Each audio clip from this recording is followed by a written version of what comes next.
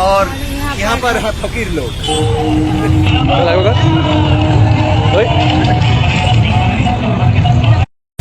तो दोपहर में मम्मी का बॉडी नहीं दे रहा था, बहुत हेडेक था, इसलिए कब्बन पार्क में उसका क्या बोलते हैं मम्मी, वृंदावन गार्डन का प्लान कैंसिल हो गया। अब कैसा लग रहा है? अभी ठीक लग रहा है, थोड़ा सा हेडेक है अभी भी, लेकिन ठीक है। हम लोग अभी जा रहे हैं पैलेस, क्योंकि focus on me, I am going to से।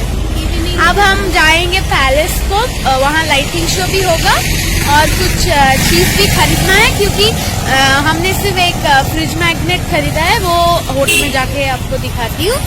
बट ये है मेरा हेयर स्टाइल आज। আসলে আমার মেয়ে যেটা বলতে চাইলো সেটা হচ্ছে দুপুরবেলা ঘোরাফেরার পর লাঞ্চ করার পর আমার শরীরটা একটুখানি বেগতিক হয়েছিল।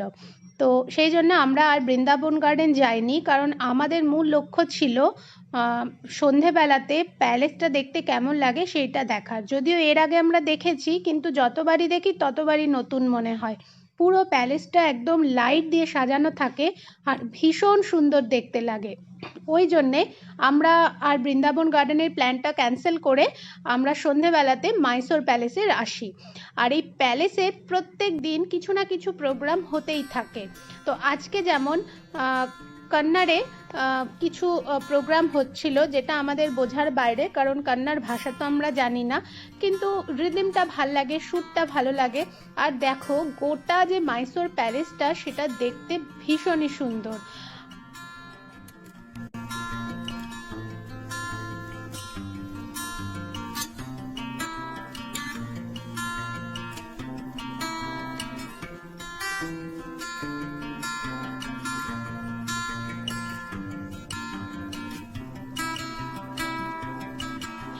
বাউন্ডারির ভেতরেই একটা ফ্লাওয়ার শো চলছিল, তো আমরা ঘুরতে ঘুরতে সেখানে ঢুকে পড়েছি।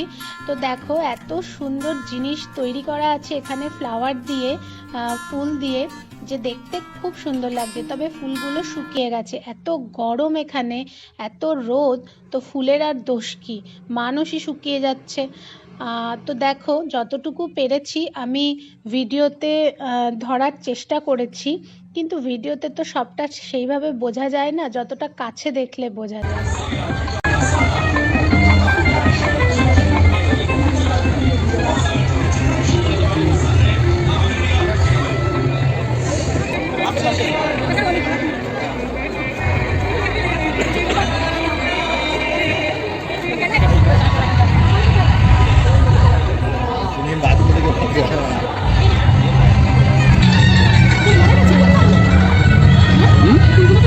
হ্যাঁ, রোদে কি রোদ বল।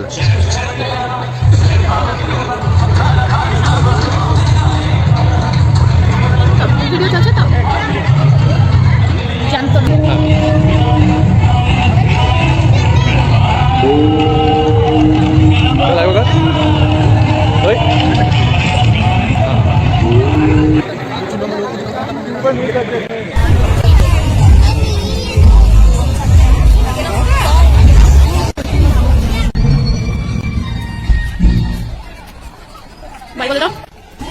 আমরা এখন প্যালেসের বাইরে চলে এসেছি, প্যালেসের চারপাশটা একটু ঘুরবো বলে।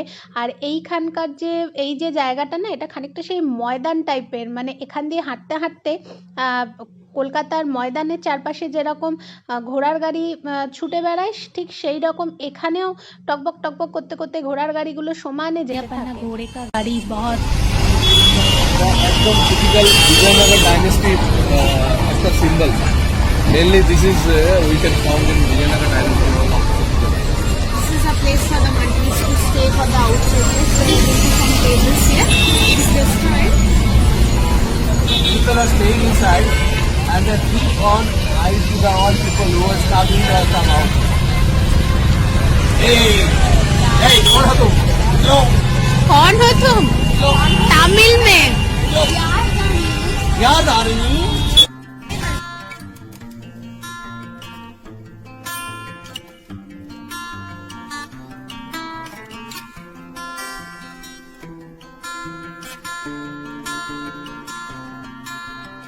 অনেকক্ষণ ধরে ঘুরে বেড়াচ্ছি, ঘুরতে ঘুরতে হঠাৎ করে একটা জায়গা দেখতে পেলাম।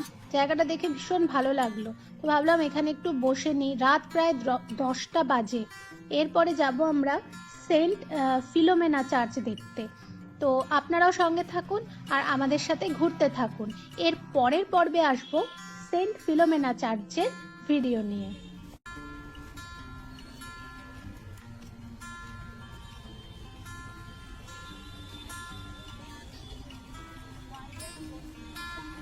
YRS पूरा बंद हो गया है।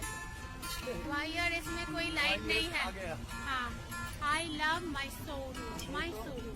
YRS को आती नहीं ऐसा अभी दबोचा दिखा के। तो ये जो पूरा सिटी है ना, हम लोग घूम रहे हैं, थोड़ा सा एक्सप्लोर कर रहे हैं। रात को 9:45 बजे इतना एनर्जी हम लोग कूद के भरा हुआ है कि हम लोग पैदल घूम रहे हैं। हाँ, पूरा एक्सप्लोर कर रहे हैं। ये जो मैसूरू सिटी राजा को है, दिखाओ, वो हाँ, देखो वो राजा। है राजा। और यहाँ यहाँ पर है फकीर लोग। फकीर लोगों को दिखाओ, ये देखो उधर है राजा और उसके सामने हम लोग बैठे फकीर लोग। সেন্ট ফিলোমেনা চার্চ দেখতে। তো ফিলোমেনা চার্চের যে ইতিহাস সেটা আমি যতটুকু জানি সেটুকু আপনাদের সাথে একটুখানি শেয়ার করে নিই। সেন্ট ফিলোমেনা হলেন একজন ল্যাটিন ক্যাথলিক সাধু এবং রোমান ক্যাথলিক চার্চের শহীদ। তিনি 4th শতাব্দীতে একজন যুবক গ্রিক রাজকুমারী ছিলেন। 1802 সালের 24শে মে রোমের ভায়া সালারিয়ার সেন্ট প্রিসিলার ক্যাটাকম্বসে 14 বছরের বেশি বয়সী একটি কিশোরীর দেহাবশেষ আবিষ্কৃত হয়েছিল।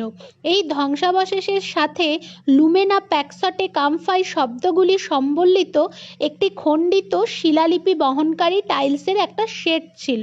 সেই ক্রমে কোনো অজ্ঞাত অর্থ নেই। প্যাক্স টিকাম ফিলুমেনা পড়ার জন্য অক্ষরগুলি পুনরায় সাজানো হয়েছিল, যা ল্যাটিন ভাষায় অনুবাদ করে পিস উইথ ইউ ফিলোমেনা। তার শাহাদাতের কিছু চিহ্ন এবং শুকনো রক্তের একটি পাত্র সমাধিতে পাওয়া গেছে। এই আবিষ্কারগুলোর থেকে একটা উপসংহারে পৌঁছানো গিয়েছিল যে ফিলোমেনা নামে একজন খ্রিস্টানকে সমাধিতে সমাহিত করা হয়েছিল এবং রক্তযুক্ত পাত্রটিকে তার ধ্বংসাবশেষ বলে মনে করা হয়েছিল, যা একজন শহীদের মৃত্যুর প্রমাণ। चले जा, वापस जाएंगे। को मिला है अभी चार्ज, अभी नहीं मिला है, लग रहा है मिलेगा नहीं। ये तो प्लाजा, होटल प्लाजा है। सुधीर प्लीज चलो बाड़ी चलो, हम ये जाबो ना चार्ज, मुझे चार्ज नहीं देखना है।